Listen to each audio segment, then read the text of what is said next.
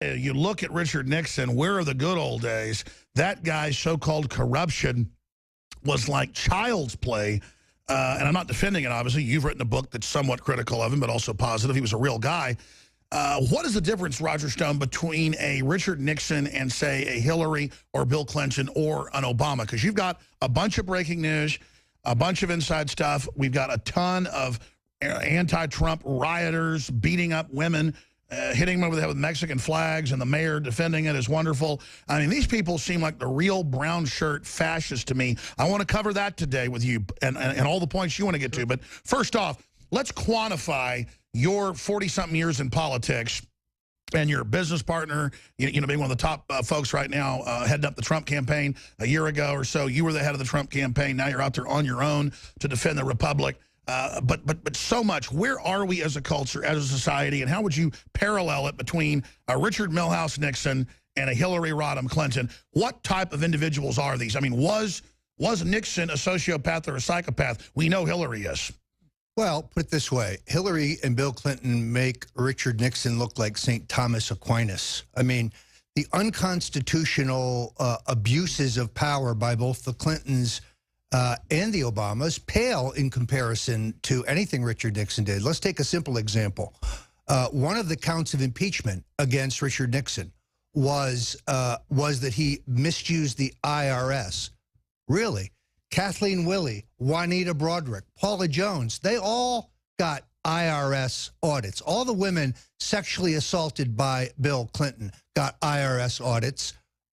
But there was never an article of impeachment on the Clintons. The extra constitutional ravings and orders of Barack Obama pale in comparison in anything Richard Nixon did.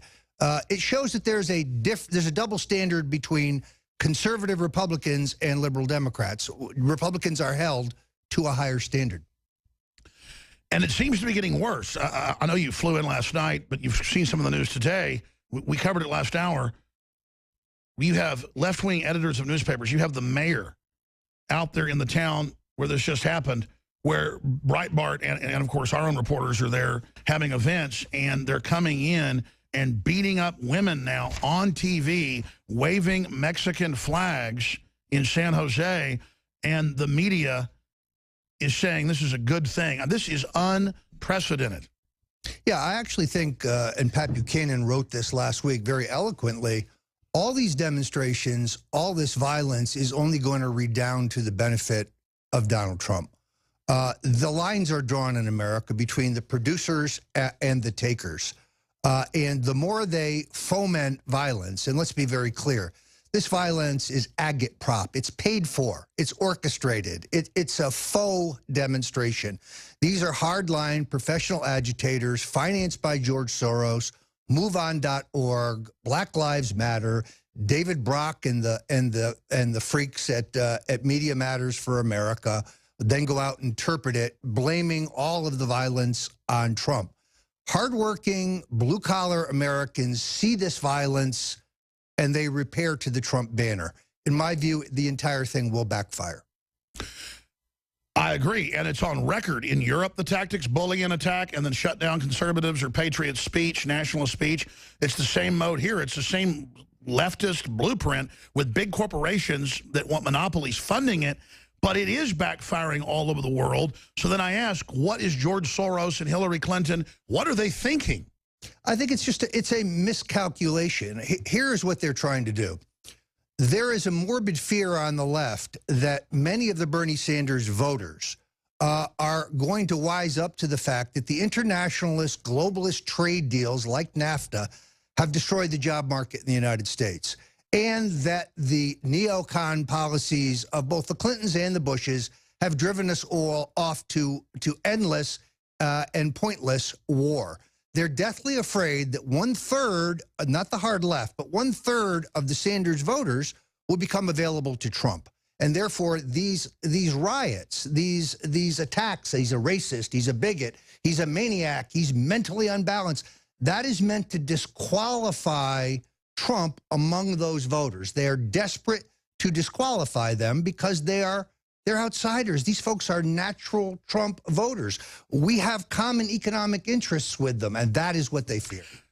He's in a dead heat or a few points ahead in most polls. You're the expert on that. Correct me if I'm wrong. Where is the state of the battle? What's the path to victory? A, but B, clearly, I don't need to be a political scientist to know that most people out there, feel intimidated because they don't want to be called racist, but secretly they're planning to vote for Trump because they're nationalists, they're patriots. And I'm talking about black voters, Hispanics, and others, because I'm suddenly seeing double, triple the numbers of Hispanics and African-American folks at the Trump rallies, because we have the live feeds. Our crew is at almost all of these. Infowars.com is covering it, and I'm not seeing that on the news now. They're not doing close-up shots of the lines anymore because it's freaking the media out. And now suddenly, in multiple speeches, when Obama talks about Trump, he turns into a blithering idiot, and I think he's got him, and the people have him completely rattled right now. Yeah, I think what's happening here is that you have a well-oiled political machine run by the Clintons, and it is extremely well-funded. Just the super PACs supporting Hillary have raised $85 million and have another $48 million on hand. Compare that with the Trump organization and the Trump campaign. This is an entirely indigenous, grassroots, guerrilla campaign. Trump has managed to get nominated without polling, without sophisticated analytics and targeting, without massive hundreds of millions of dollars worth of both positive and negative TV commercials. It's an uprising. It's a citizen insurgency, and it's going to take on the best oiled, best funded political operation probably in American history. An operation that has been very successful at controlling the narrative because of their close association and their simpatico views with the mainstream media. Trump is able, because he's going to be the nominee, to break through all of that.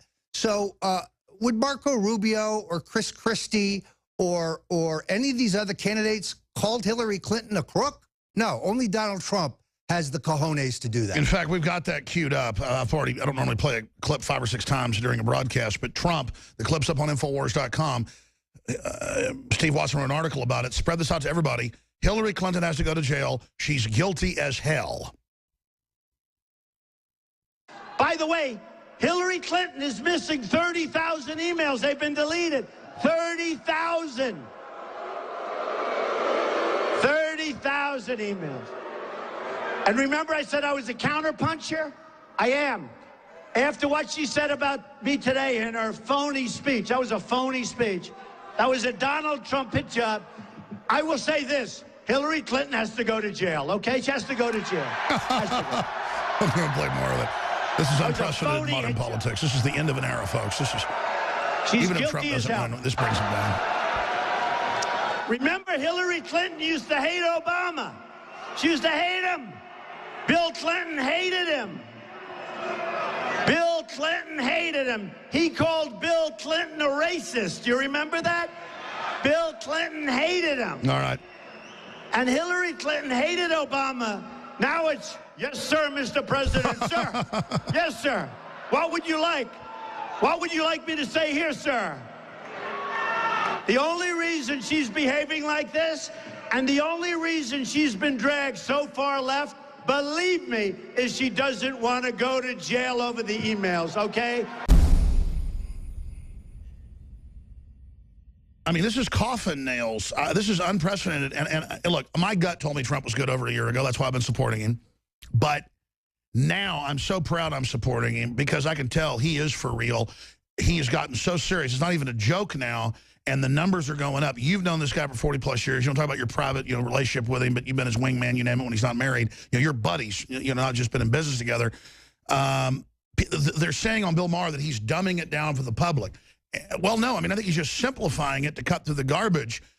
But who is the real Donald Trump? Is this the real Donald Trump?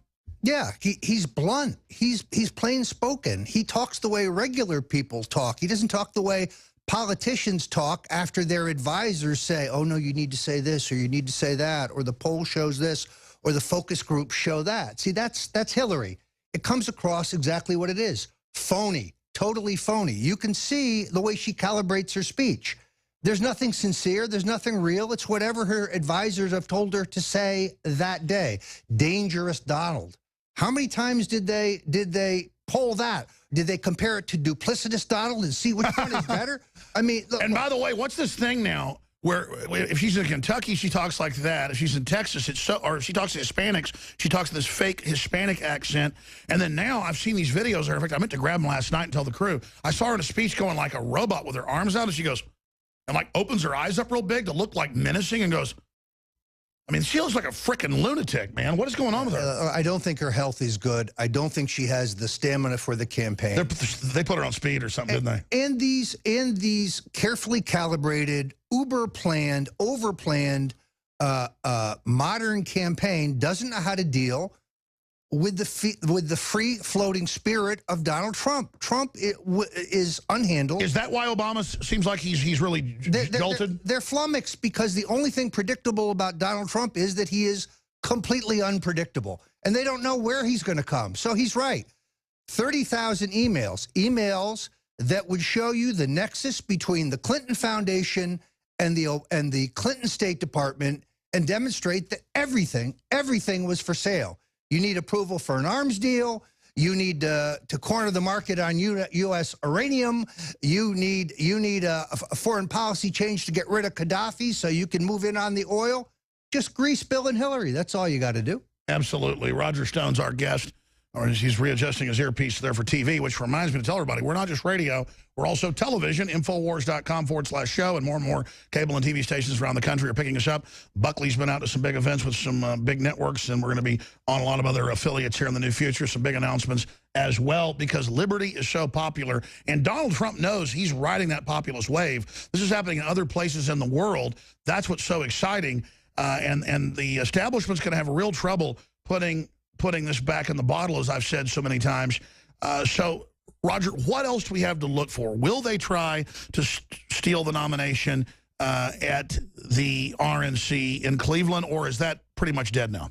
I don't think there will be an effort there. I think you've got some bitter enders who are still loyal to Ted Cruz, but the Trump folks now, and Paul Manafort, who is the consummate convention operative, they have firm control of the Rules Committee, of the Platform Committee, of the Credentials Committee now.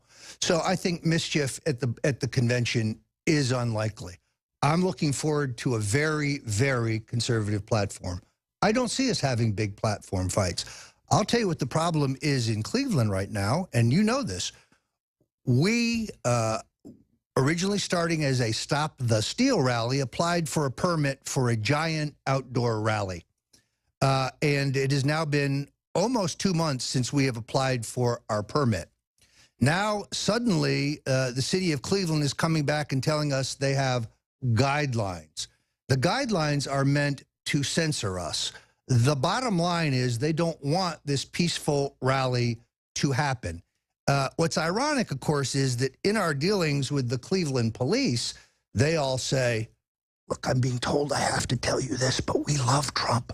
I'm sorry, you can't have your rally. I mean, it is ironic. But meanwhile, the Hillary people can run around and attack women and burn things down. They don't apply for permits. They don't check in with the police. They just show up and start swinging. So, well, I'm here to tell Cleveland, though, I'm going there regardless. I got a First Amendment, especially when they try to steal this nomination. They're going to have all those communists running around. And so what do? I guess we got to file a lawsuit? Because I mean, look, let me guess the guidelines, Roger. They're going to make us be like 5 miles away in a ditch where nobody can see us, or what? It's unclear. The gentleman who is organizing this, Tim Salati Sr., a real patriot, locked in conversations with the city of Cleveland, trying to get to the bottom line. This rally is happening. Oh, yeah, folks, come there, be there. You know there's going to be shenanigans. We just need to be there regardless. Absolutely. And it's because we try to get the permits. We try to do it all. But when they try to say no, we don't need that for a rally unless it's blocking roads. We're just going to pick some park and be there. Yeah, look, the point here, of course, is numbers. We need to show the numbers. We need to show the force of Trump in numbers. And by the way, the police all over the country are ordered to let leftists attack people and stand down.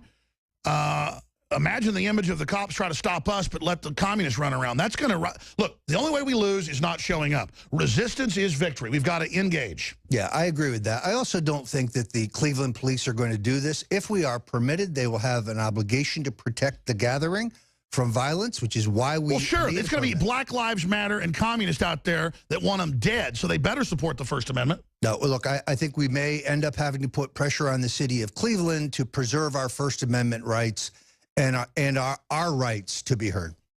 How is Donald Trump doing? He looks more energized than ever on television, and he's really taken the gloves off. Is that because, well, like he told us, because Hillary's been lying about him? Well, first of all, I think he's enjoying California. Second of all, a number of people have said, well, why is he spending so much time in California? California's probably not one of the states up for grabs in the general election. Actually, I think his being there is brilliant. He's exacerbating the divisions between Bernie Sanders and Hillary, punching Hillary every day. He knows Sanders cannot be nominated, will not be nominated, although he is giving the Clinton folks fits. So he is out there pouring gasoline on that division with an eye towards winning a third of the... I was about to say, if I was advising Trump, I'd say live there to show the communists and people with foreign flags beating up women. Every time he does this, he just goes up in the polls. Yeah, it has worked. So he's running a national campaign. He's not in California because California is necessarily in play, although I wouldn't write it off, not quite yet. But it's a national campaign. Doesn't matter where you are in the United States today, because of mass media, your message is nationwide. It doesn't matter geographically where you are. Wow. Obviously, Sanders will probably throw his weight behind Hillary. Do you think she might pick him as VP? I think that's highly unlikely. Yesterday, it was interesting because, as you saw, Hillary attacked Trump about Trump University. Trump University is a real estate course that Trump sponsored. And as you may know, left-wing Attorney General Eric Schneiderman of New York has advanced this case because a small number of students at Trump University were dissatisfied with the results. Doesn't it have like a 98% approval rating? 98% approval rating. Now, Schneiderman first met with Donald Trump and with his daughter Ivanka and tried to shake them down. In essence, said directly, if I got some big campaign contributions, I would drop this matter. Trump knew that was illegal, and he declined. And that was probably a setup, too. And Schneiderman has proceeded with the case. Here's the irony, and that is Trump University is nothing compared to a Clinton scandal entitled Laureate Education. Laureate Education is a chain of universities, or I should say colleges and schools nationwide, was taken private by a friend of Bill, Stevie Cohen. Turned out to be a financial disaster, so they brought in Bill Clinton. Hold on, stay right there. The Clintons robbing foundations, robbing Haitian funds, you know, keeping most of the money, paying for their jets, their homes. These are horrible, nasty people, not just Benghazi or Emailgate. But you were just getting into this other university chain the Clintons are really involved in that is a scam. But listen, at least with real estate schools, you learn some real stuff, but you get out of it, you know, what you put into it.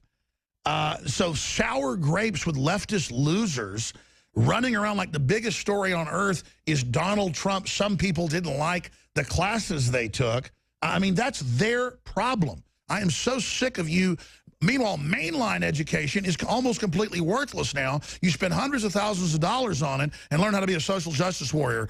So tell us about this university scandal. I have a piece up right now at Daily Caller about this. Laureate University is a Clinton scam. Basically, it was a failing chain of private schools. They paid Bill Clinton $16 million in 2010. They didn't disclose that until 2015. It was hidden. Clinton managed for them to get $150 million from the International Finance Corporation. Good Lord. Obviously, they never qualified for their IPO. Clinton and the friends of Bill on Wall Street, KKR, Goldman Sachs, Stevie Cohen, they made a killing. The students didn't do so well. This pales in comparison to Trump University. Well, this is unprecedented, 150 mil. We're talking billions in this foundation of every scam you can imagine. Anybody else got that so-called money and then just took it would go to prison. Yeah, this was a stunning interview you just did with my friend Peter Schweitzer, whose book is terrific, and much of which is recapped with attribution in my book with some new information, because I came and published several months after Peter. The Clinton Foundation is the largest single money laundering scheme in U.S. criminal history. So they make Bernie Madoff look like a good boy. A piker. This is a $2 billion global financial fraud. All of their filings with the individual states, with the IRS, by the way, the state attorney generals regulate charities. All of their filings are permeated with fraud and partial information. Why no Republican attorney general has yet opened an investigation into the Clinton Foundation is beyond me. Why the IRS is auditing Donald Trump's taxes but not investigating the Clinton Foundation, over which they have received hundreds. It's too big to fail. Right. I mean, they've got so many other people involved in the scam, they want to cover it up. But I mean, sorry, go ahead. It's the Achilles heel, though. If there are 3 issues for Donald Trump, they're very simple. The Clintons' epic abuse of women, the fact that Bill sexually assaulted dozens of women and that Hillary then threatened and intimidated and bullied them into silence. Secondarily, her failure as Secretary of State, Benghazi, the email scandal, and our failed foreign policy. And then thirdly is the epic stealing by Bill, Hillary, and Chelsea, the way they have enriched themselves at the trough by trading governmental favors for giant speaking fees and contributions to their phony charity. 1, 2, 3. That's how you beat Hillary Clinton. That is the 1, 2, 3 knockout. Laura Allen Hughes, her and Bill would allow the transfer of MERV technology, boost technology, re-entry technology that took a Chinese rocket program, because the Russians wouldn't give them ICBMs. Russia and China hate each other, more than we think. In fact, more than China and Russia have issues with us. Something Dick Nixon figured out. Go ahead. Well, you're the expert. You'll tell us about that. And the Clintons gave, and there was almost an overthrow by the Pentagon of them at the time, by the way, gave them the Panama Canal, gave them most of our deep water ports, and gave them the missile secrets to destroy the United States. China could not do it. And talk about sick, and we're going to break the big news here. When I went and saw The Martian with the anti-gun creature, Matt Damon, in the movie, they say, thank God we don't have good technology, and the Russians don't either. Thank God our rockets are Chinese. Thank you for getting us to Mars and saving Matt Damon. I mean, inverted and Politburos with red flags flapping. All this foreign money is controlling Hollywood, you name it, and now they have this EU commission which runs things. It's a dictatorship saying we're going to have an internet ID. They're coming after the free speech. So we'll talk about that next, but just the history. You've got to promise sometime, when you're not just battling, for the Trump campaign, the history with Nixon and all the stuff you saw. So just 60 seconds on Nixon, then we'll get into Chris Christie. Well, I think you made an excellent point, which is Nixon figured out that the Russians and the Chinese could be played off against each other. That's how we got a SALT agreement to limit nuclear weapons. It's how we got the opening to China. They were more concerned about each other. This is the kind of president we need, somebody who puts America's interests first and figures out how to play our enemies off against each other. Now, let's go to the Christie situation. As you know, a federal judge has ruled that a list of unindicted co-conspirators in the George Washington Bridge closing matter be released. Somebody, calling himself John Doe, has appealed to the court to try to block release of those documents. That hearing is coming up today, I believe. My sources, which are impeccable, tell me that there are, in fact, 2 lists. One is a list of unindicted co-conspirators. The other is a list of public officials who knew in advance that the bridge would be closed and did nothing about it. Sources at the very top tell me that Governor Chris Christie is on the latter list, which, of course, would be inconsistent with everything he has said publicly. So we need to watch that hearing very carefully. I think it is unlikely the judge is going to back off the release of these documents. And finally, the truth of Bridgegate will be known shortly. Do we think John Doe may be a corpulent governor that resembles a hedgehog? There were some who thought that was the case. I think it is not so. I think it is someone, however, who works for the governor, perhaps at the Port Authority, who would be on the latter list with the governor. Will that hurt Trump because Chris Christie's a supporter? You know, I think that the transference isn't really there. Obviously, Christie and Trump were competitors. Christie has been very supportive of Trump. He's been the one rhino Republican who has broken from the pack to come over from the never Trump crowd. But I don't think anybody realistically thinks he's on the list for vice president. I don't want you to give out any intel, because you got a great political brain, one of the best out there. It's admitted even by your enemies, of any Achilles heels for Trump. But obviously they've thought about every heel. They've attacked every heel they think's there. I think the only heel is Trump himself if he doesn't stay hardcore and backs off, but that's not his nature. But the assassination card, other issues, this media is willing to push any hoax. They've already filed fake lawsuits about, underage girls he raped. That was totally fake and admitted. That tells me, though, I mean, nobody's invincible, and I know you're not saying that. What do you worry about on the belly of Trump? Are there any missing armored scales? Yeah, look, I don't think so. Did he have gorgeous girlfriends in the period which he was not married? Absolutely. Did he play the field? Absolutely.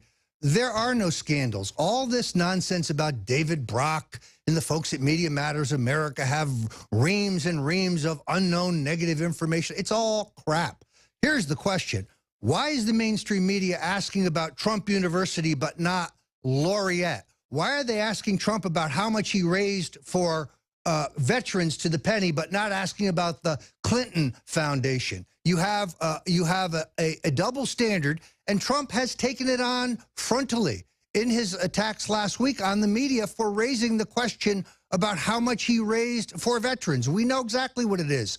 $5.6 million. That's how much, with another 600,000 pledged and yet to be collected. In other words, the exact $6 million that Trump said it was months ago. And this is a hit job. They turn everything into something evil. He's at an event. He says, I have pledged from donors and myself $6 million.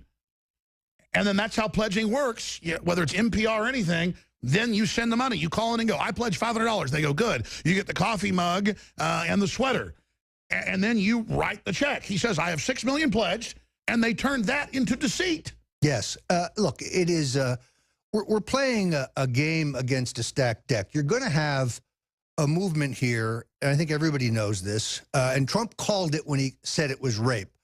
The women physically and sexually assaulted, raped, bitten by Bill Clinton, Kathleen Willey, Juanita Broderick, Paula Jones, Christy Zurcher, Sandra Allen James, Liz Ward Grayson, Eileen Wellstone, who may be found in Britain, the very first woman that Bill Clinton raped when he was at Oxford. They are going to they're going to speak out. They're not going to be stifled and suppressed and threatened this time. And here's what will happen, Alex. There's going to be an attempt once again to discredit them. What do the Clintons always do? Attack the women. Attack the women. But this time there's the internet and the new media that together is even more powerful than the horror media, the Brian Williams, Katie Couric, Decepticon media. But they're going to say, oh, these women have been paid to say that. These women are ideologically motivated. These women are lying. No, folks, these women are telling the truth. They were browbeat. They were suppressed last time. They will not be. I can see TV ads where it shows Hillary and Bill denying it, and then cut to Clinton going, I did not have sex with that woman, Monica Lewinsky.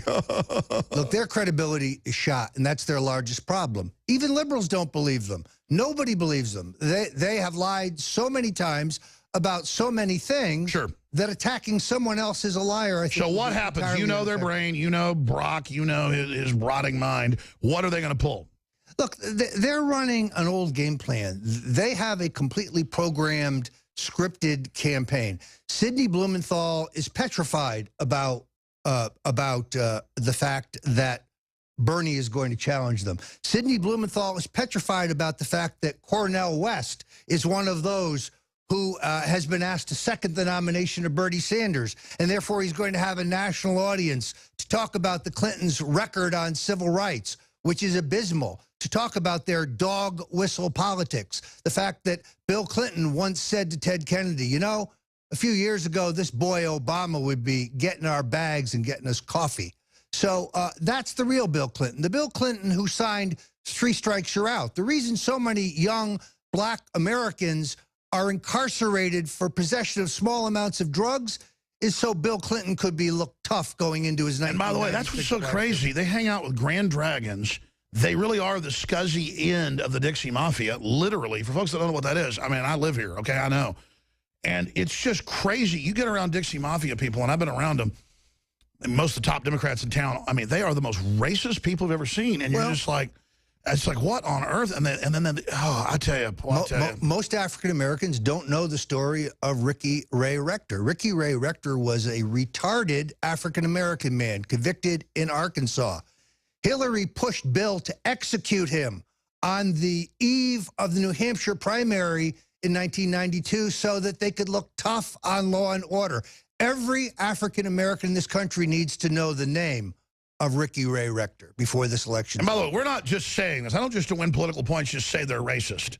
I mean, the Clintons are anti-human scum. I mean, they are.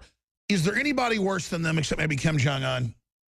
Well, the Bushes are in the same league. I think the Bushes are actually bigger criminals in terms of the overall. Well, they got a lot of the Nazi money. That's why they're really secret. They start with Prescott Bush, the patriarch of the Bush family, the U.S. Senator. They held the war chest for Hydra. Yeah, he was basically financing the Third Reich's war machine. Which symbolizes a Hydra. That people think that's Captain America. I'm saying that's actually the group. Yeah, it is. I think that, of course, the two families, the Bushes and the Clintons, as you can see in both of these books, they're connected at the hip. It's one crime family. They're in it together, folks. That's why Bill says, George Bush says that Bill is like his brother, and that makes Hillary like his sister-in-law. And Barbara Bush. Don't talk about Clinton. She's my son. Yeah, she says that Bubba is the fourth Bush brother. God forbid. Both the books, The Clintons' War on Women and Jeb, and the Bush Crime Syndicate are tour de forces. I thought I knew it all, and I read these books. But the Democrats are going for broke here. They're annihilating free speech. They have people with Mexican flags all over California beating up women, beating up families. The mayors are on the news saying it's a great thing. This is real news, mainstream news on Infowars.com with just bizarre statements by these people that I don't even call the left, because I'm, what you call liberal on most issues. But I'm for free market, Second Amendment and stuff like that, so I'm called this super right-wing extremist. No, I'm for free speech, so I'm the liberal. But they're so dangerous, they've got to be met, they've got to be resisted. It's so obvious that Trump is the only choice, and I think he should get 2-3 million new voters to come in and vote, and I think that is the initiative, reaching out to people of every race, color, and creed, saying, you're being scammed. You know this is a fraud. Don't be intimidated. Go register to vote and go after them. My concern is, and I don't want to discourage folks, is election fraud. We just saw an Austrian nationalist 10 points ahead in every big poll, and then he loses to the Green Party socialist people that actually said in a campaign ad, liking Austria is bad, Austria sucks in German. I'm not joking. So what is this leftist self-loathing mental illness, and how do we counter it? That's a lot of stuff, but that gestalt there, I'm supporting Trump because his enemies are so bad regardless, but I believe he is the real deal and will deliver. I believe that in the last 2 presidential cycles, the Democrats have done a much, much better job of voter registration. The good news is, however, there are not a bunch of unregistered Democrats out there for them to bring in. Now, they can try to bring in illegals, and they have done that in some places, but the Republicans have not done a good job of voter registration. Is that because of internal sabotage? No, I think it's actually because there was no market. Now, with Donald Trump as the head of the party, now suddenly there is a market. There are at least 1 million people in the 10 key states willing to become Republicans because they've been drawn to the party by Trump. They weren't interested for Mitt Romney. They didn't even vote 4 years ago. Those people can be located through a sophisticated analytic and modeling program. And in the Floridas, and Ohio's, and Nevadas, and Arizona's, and Pennsylvania and Florida, the key states, they can be brought to the polls. And what about just people that are patriots of every race, color, and creed that aren't liberal or conservative, that are just common sense, saying, hey, I'm doubling down. I'm going to go out and find 4 or 5 of my friends that are liberal on some issues but aren't suicidal for the country, and I'm going to take them by the hand and go get them to register to vote. Look, I'm working with a group called the Committee to Restore America's Greatness. That's all they're going to do is locate and register 1 million new Trump voters. So that's the place to go to learn tips and what to do? Or we will be rolling this out shortly. The Trump campaign has not announced a massive voter registration drive. I think it's an absolute necessity as a political professional, as someone who's a veteran of 9 Republican presidential campaigns, starting with Nixon, through Reagan, Bob Dole, still doing penance for helping the Bushes. That's why I had to write the book. I can tell you this is the key to victory. That's how close this is going to be. It's the only hedge against vote stealing by the Clinton machine. So I'm going to be putting my back into voter registration. A goal very simple: 1 million new Trump voters. You could even call it something like red-blooded Americans. We're of every race, color, and creed. We love freedom, and we're for Trump. We're for the Republic. Red-blooded Americans. Yeah. Meanwhile, you've got the Never Trump operation. Now, this just continues to confound me. Look, Bill Kristol is a friend of mine. I like Bill Kristol. We don't agree on hardly anything. He really should get out of politics and stick to starting wars and writing, because he's a writer. Here's the point. You telling me that the conservative Republican members of Congress, the people who gave us an 80% increase in our $13 trillion debt, they're worrying about soiling themselves by endorsing Donald Trump? Please give me a break. Or those who say, oh, he's not a conservative. Well, what kind of conservative are they?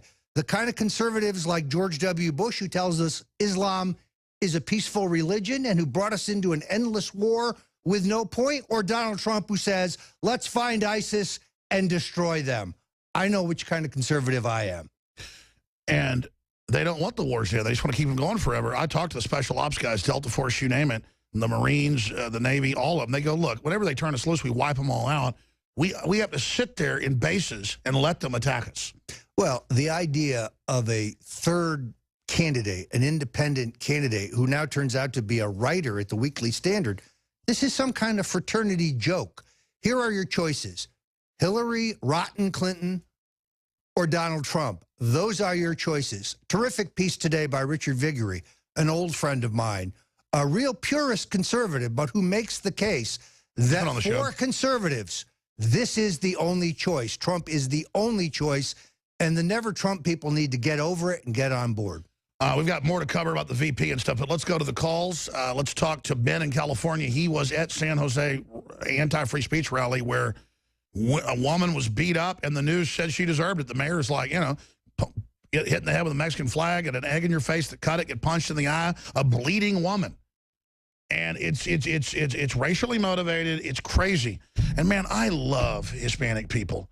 And it's not just like some one-off. I mean, it's true. I like everybody, but I really like Hispanic folks, like the culture, the food, everything. I don't like how Mexico's degenerated into a narco-terrorist state and how the culture pushed by the media is gangbanger 18-year-old thugs who've been in and out of juvie hall running around beating up women. I mean, come on, folks. You really going to endorse a bunch of Mexican gangbangers beating up people? And I mean, come on, folks. I mean, don't people understand that that condoning this is going to create major division in this country, and that's why they're allowing this to happen and why they're endorsing it, is to create silent, cloistered, white, fearful racism, so that then we can all be managed as racial groups like prisoners. I mean that's my view. But it's going so far, and then we're going to go to Ben. I think it's a mistake. Here's why. Because at the end of the day, I think Hispanic voters care more about economic opportunity. They care about getting their piece of the American dream. They care about getting their piece of the economic pie. And the only person who's going to allow them to do that is Donald Trump. He's a job creator. He understands the economy. He's got a terrific tax reduction plan that is pro-growth and very dynamic. And at the end of the day, Hispanic Americans can choose between opportunity and prosperity and hate, because that's all they're churning out is hate. Well, I'll say this. When Latin America was right-wing it had some of the wealthiest countries in the world. And sure, they had some bad right-wing groups there, too, that they exacerbate. Oh, the right wing killed 5,000 people. The communists will kill like 300,000 in countries when they take over in Latin America. You know, I'm not saying it's a lesser of two evils, but, I mean, free market is what makes things operate. It's all the countries that have it, even in limited form, are the ones that have jet airplanes and swimming pools and jobs and highways and a chance to get wealthy. You bring in collectivism, it's some kingpin who says he's a leftist in a red shirt sitting up in an armored compound while you live in a mud hut. I mean, Latin America could be this giant glowing jewel, and instead it's gone to hell in a handbasket, and the leftists just want to keep everybody down. I mean, and people say, well, what about the left-right paradigm? It's been controlled because the right's been phony. But the establishment is going after humanity from a leftist perspective. I mean, look, Roger, you're involved in a lot of libertarian causes. I know you're involved in, you know, marijuana decriminalization. You have businesses in that. Oh, more power to you. You know, you're involved in a lot of stuff they call liberal. You know, you've gone after right-wing extremist candidates before yourself. I don't like that. I don't want monotheists telling me how to live, whether they're Christian or Muslim. So I really think it's about terms here. We are the classical liberals, the constitutionalists. We're the real progressives. These people are a cult of control freaks. Yeah, I look at it in a slightly different way. At a certain juncture, I figured out that the left-right confrontation was really just a Hegelian device to distract us from the fact that there's an elite that is whose only interest is not ideological. They're neither left nor right. They play both sides. They're interested in control, power, and wealth. That's what they're interested in. And therefore, I probably have more in common with many Bernie Sanders supporters than I do with some traditional Republicans. The truth is, however, that this election is between the insiders and the outsiders. It's not between the Republicans and the Democrats like our past presidential elections. It's the Republicans and Democrats together versus Donald Trump and the people of the United States of America. It's never been more naked, because it doesn't matter he's worth $8 billion. He's never been part of their club. He's always done it on his own. He's arrogant. He thinks he's smarter than them. Looks like he is. He's trying to come in and take over their whole pie. They don't know whether he's just taking it from them or is going to reform it. All they know is they've hijacked everything. They think it's theirs, and Trump's saying, no, it's not. Is that it? Well, what did Newt Gingrich mean when he was asked why the why the Washington establishment so disliked Trump? And he said, well, he doesn't belong to the secret society. He's never taken the oath. He doesn't know the handshake. Now, maybe it was rhetorical. It wasn't. But maybe it wasn't. He is not part of the Council on Foreign Relations. He's not a member of the Trilateral Commission. And there is a sexual and a cultic aspect to all these clubs. There's a political one, but to get in deeper, there's another level. Like the average gang says, go shoot an old lady to become a made member. When you get to Skull and Bones and stuff, no, you got to do something else to become a member, and it's sexual. And I'm going to leave it at that and go back to phone calls, but you're dead on. By the way, if you're a new viewer, let's find that. Newt Gingrich, Trump's never been part of the secret society. He said that on Fox News. It's not a joke. He really said that. So you're absolutely right. You crystallized it. This is really the end of an era. This is the fall of this corrupt group of insiders that have hijacked both parties. Trump realizes it's this moment in history. He's uncloaking as a patriot, making his move for nationalism to be George Washington Part 2. Is that accurate? I think that's exactly right. Please buy the products at InfoWarsStore.com. I've skipped like 3 breaks today, which nobody else in the industry does. That's like $1,000 a minute we're losing. I can't help it, but just buy the products at InfoWarsStore.com. Ben in California, thanks for holding. You're on the air from San Jose. Go ahead. How's it going, guys? Good, brother. Go ahead. Hey, I was just 2 things real quick. Me and my girlfriend were Mexican, and we attended the Trump rally. It is the most disgraceful, embarrassing thing I have ever seen in my life, man. Just people getting beat up, police not doing anything to help anyone. I got everything on camera. I'm telling you, man. And the mayor coming out and saying that Trump needs to be responsible for everything, and it's all crazy, man. The second thing, I think that we need... Take your time, because you're a witness to this, not just our cameras that are witnesses, to what happened. Describe, as just a citizen of America, white, black, Hispanic, you're just a human. You want to go hear Trump speak, whether you support him or not. Tell us if you do. Some people go just to hear, and they get beat up. So what was it like? What did you see? Okay, first of all, I'm a libertarian, and I just support a lot of what he says. But as we stepped out, there was just total chaos. I mean, everyone was just talking mess to the Trump supporters, calling everyone racist. I mean, everything. We're going to show some B-roll of that in the background. Tell us what you witnessed. I just saw, I mean, we started walking to my car. I was with my two-year-old son. And, I mean, we were just walking. I was recording everything. People were just talking mess to everyone. And then out of nowhere, some guy got his Trump hat ripped off, some older white male, and they just started beating him. And I told my girlfriend just to go to the car, and I just wanted to stay there and record everything. And the police weren't even helping this man. I was screaming at the police to help him. I have everything on camera right there. I was screaming at the police to help this man, literally 5 feet in front of the police. They were not helping this man. There was like 20 cops, and they were just staring at me. And this guy was just getting beat. And then I seen that happen like 3 other times because I stayed the whole night to record everything. And the police were not helping anything. I don't know what the hell happened. This looked exactly like what happened in Baltimore. I mean, this is crazy right now, man. And God, they just sucker punched that guy. Well, sir, let me tell you this. I want to get your information. Do you have a YouTube channel? Because if you have this footage, police stand by during racial attack, it should go viral. We need to expose this. This is crazy.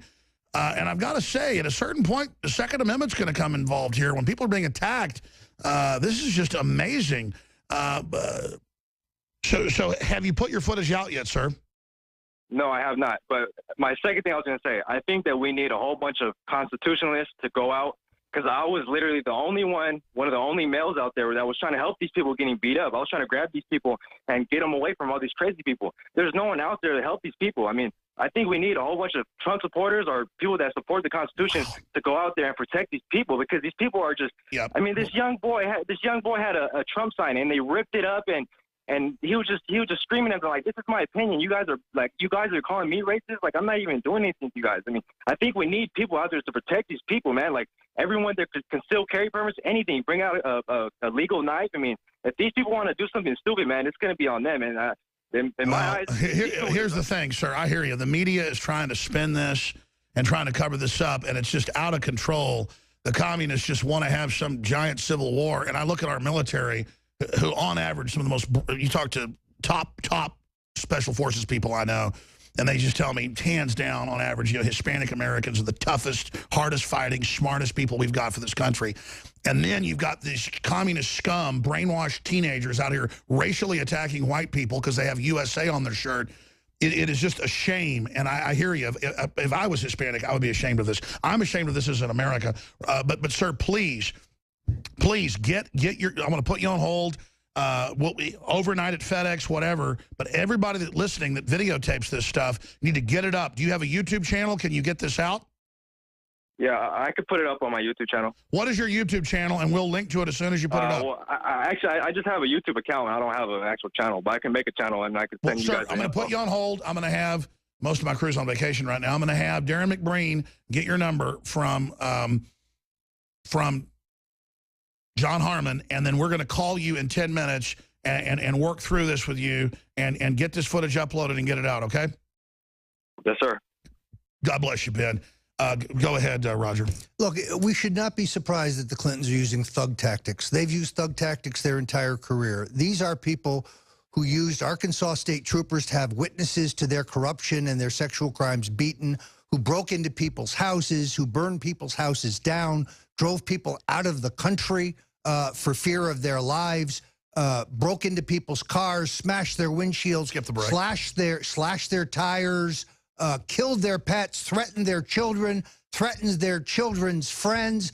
The Clintons are thugs. They are worse than the mafia. The bullying's over, though, and Donald Trump's the spearhead, like on an icebreaker. We're the ship. He's that big iron steel, you know, spike ramming through the ice. Is that it? That's why they're so apoplectic, because in a guy, they can't co-opt him. They can't silence him. This is like stepping in front of a moving freight train. The day of reckoning is coming, and Donald Trump is going to be the man who brings it.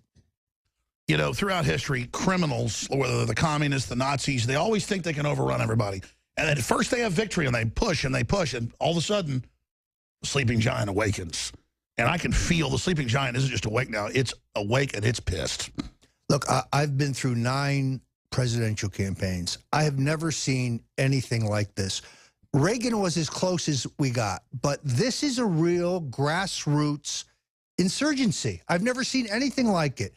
You don't have to call the Trump people to show up. They show up on their own. You don't have to call them to remind them to vote. They show up to vote. I've never seen this kind of grassroots power. If somebody just thinks they're going to punch me, I can't believe these folks don't fight back, though.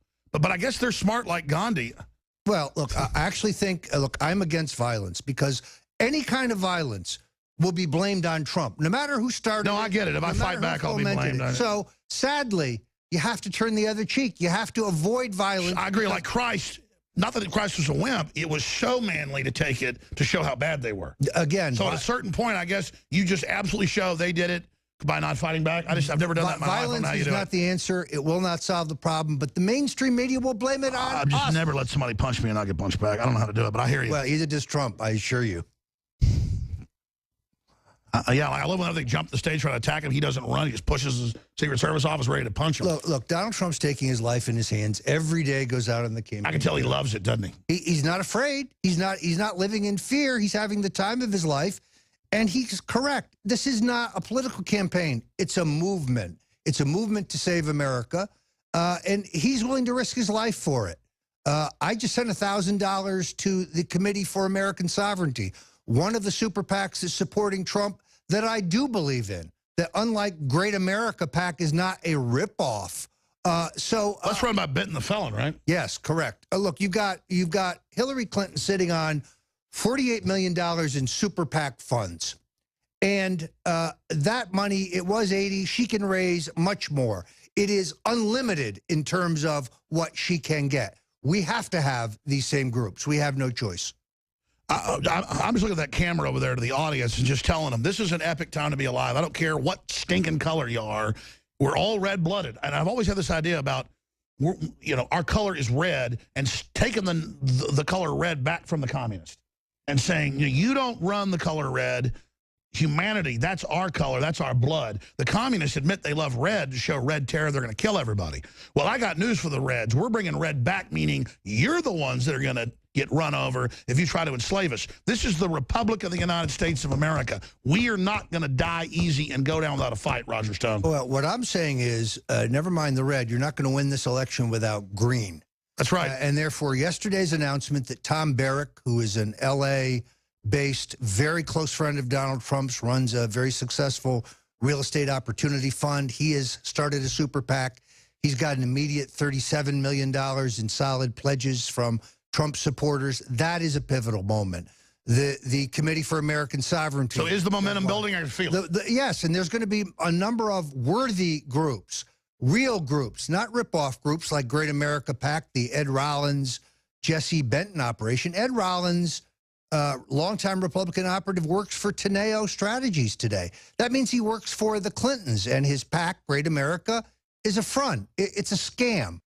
I don't think Trump will be president because I believe the elite will kill him. Do you agree? I mean, I support him, but do you see him as president, given all the dangers he's been through? I mean, all the tweets and death threats and the little protection it seems he has. I mean, look, there's no doubt he's one of the bravest men ever alive in American politics. He's not George Washington yet, but he's trying. So, yes, they want to kill him. They're openly. Glenn Beck's been suspended off of Sirius XM. He's being, because he does these little premeditated, somebody needs to kill Trump things. I'm not attacking Beck, but it's getting crazy. The New York Times says kill him. They're allowing this. Facebook allows hundreds of pages calling for his death for months. Roger Stone, this guy's got a good point. Chris has got a good point. Yeah, no, I think it's a very legitimate concern. Look, I have been banned on CNN because my views are politically incorrect. But a fellow named Wilson, a Republican consultant from Florida, he tweets out, somebody needs to put a bullet in Donald Trump. He still appears regularly on CNN. So, once again, you see the double standard. Yeah, somebody's put handcuffs on his ass. Yeah, well, at least he had to get a visit from the Secret Service. He doesn't have a right to say, as a media person, go kill somebody. Listen, if I got up on air and told my listeners, they're great people, but a small percentage are crazy. If I said go kill somebody, they'd try. And Glenn Beck knows that. It's not like he's an average guy saying somebody should put a bullet in him. He knows damn well he's got enough lunatics listening, they'll go out and try it. I'm sorry, Roger. Look, I don't disagree. So let's come back to your question because it's crucial. Who the vice president is the central question. I think Trump's greatest insurance policy against assassination is picking a vice president whose views are almost identical to more his. Hardcore. Don't have a George Herbert Walker. No, because then that's an open invitation. Whether it's Lyndon Johnson, whether it's George Bush, that's an open invitation for a Roger Stone is on fire despite the fact he was stuck in an airport with summer storms all night with no sleep. He's here fighting for the Republic. You're going to look back in years from now, and you're going to say it was the single greatest vote you've ever cast. And here's why. Because our country is going to start winning again. We're going to win with our military. It's being depleted. We're going to build up our military, make it stronger, bigger, better than ever before.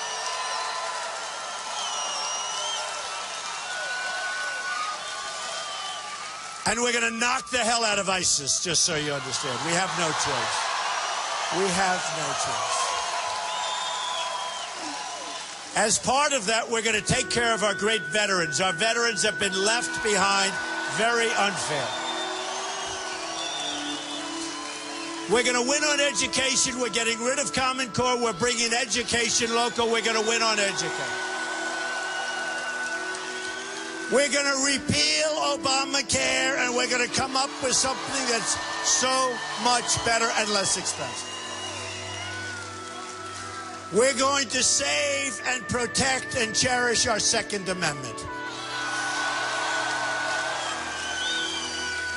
We're going to build the wall. We're going to have Mexico pay for the wall, and we're going to have strong borders, and we're going to have people come into our country, but they're going to come in legally. And we are going to make unbelievably good trade deals. No more stupid deals where our businesses and our money get sucked out of our country. We're going to make great trade deals done by the greatest people. We have the greatest negotiators in the world right here in this country, and we're going to use them. We're not going to use political hacks that don't know what they're doing, and probably, who the hell knows, they're bought off, and that's why they're making such bad deals. We're going to make the greatest trade deals.